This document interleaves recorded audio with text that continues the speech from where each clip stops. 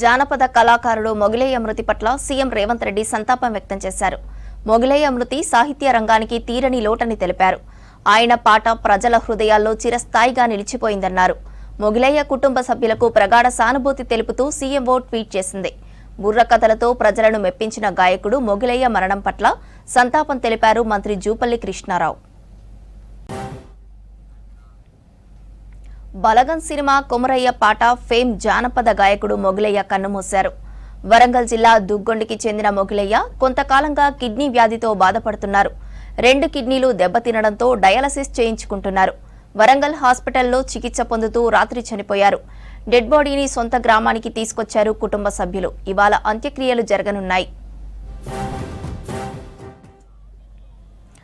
బలగం cinema చివరిలో మొగిలయ్యతో పాటు ఆయన భార్య పాడిన కొమరయ్య పాట బాగా ఫేమస్ అయింది. 2 ఏళ్ల కిందట మాజీ మంత్రి హరీష్ రావు సహకారంతో నిమ్స్లో కొమరయ్యకు చికిత్స జరిగింది. కొద్దిగా కోలుకున్నప్పటికీ మళ్లీ ఆరోగ్యం దెబ్బతింది. చివరికి రాత్రి ఆయన చనిపోయారు.